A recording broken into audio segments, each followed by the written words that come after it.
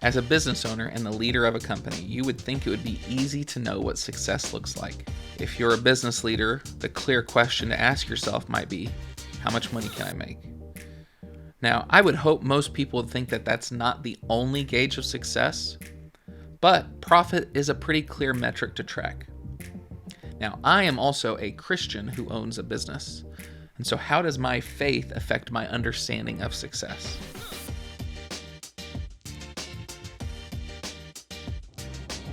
Last year at the Agency Builders Conference, I got to hear from Brandon West, who owns Fos Creative in Florida. I immediately appreciated Brandon for his conviction and how his business should affect the world. The purpose over at Fos is to reach and restore the lives of women and children who have been impacted by extreme poverty and sex trafficking. So, just to reiterate, Brandon's business, a digital marketing agency similar to mine, has the mission to serve women and children who've been impacted by extreme poverty and sex trafficking. Brandon is wired differently, and I love it. When I heard Brandon was releasing a book, I knew it was going to be great and that it would almost certainly end up on an episode of this podcast. Brandon's first book is called It's Not Your Business to Succeed, which from off the jump is a little startling for someone like me.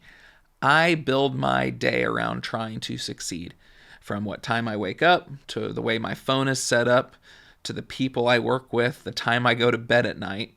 Every bit of it is geared towards me having the opportunity to be successful. Brandon challenges this notion at its core.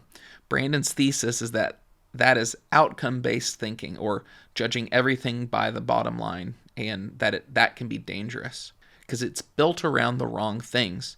Because ultimately, the important thing is being faithful in our everyday tasks. Whether that be leading in a boardroom, parenting, or marriage, being faithful in our actions in those areas, regardless of the outcome, because the choice to make a faithful action is more important than the result. In other words, the means are more important than the ends. Why? This is what God asks of us. Brandon points to the scripture throughout the book to show that God is concerned with our faithfulness, not our success. Brandon also covers this with our need to be faithful stewards of what we have. As a Christian, I believe my business is not my own, but I am a steward of it for God. Sometimes I need a reminder of that. But as the steward, I also need to make wise decisions with what I am entrusted.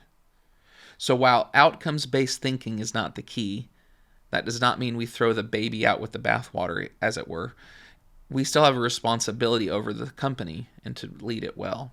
A few years ago, we were working on a political campaign. The candidate and I knew there was a significant chance the opposing side would start campaigning in an ugly manner. We had committed to each other before the race began that we were going to run a clean campaign. When the opponent and his friends went dirty, we maintained that commitment. We pursued the faithful option. We were committed to running it the right way, regardless of the outcome, regardless of any of the negative effects the opponent's mudslinging might have had on us. It is easy to play the game of comparison in business. This company has more staff, or this company has more revenue. But maybe the question should be, are you making faithful choices day in and day out? Not if you have made more revenue than the other company. So ask yourself this: how do you measure success? Are you judging it by the right metrics? Thank you for listening to this episode of the Content Machine podcast. If you end up reading Brandon's book, It Is Not Your Job to Succeed, I'd love to hear your thoughts. Shoot me an email at kevin@adelsbergermarketing.com, and I look forward to seeing you on the next episode of the Content Machine podcast.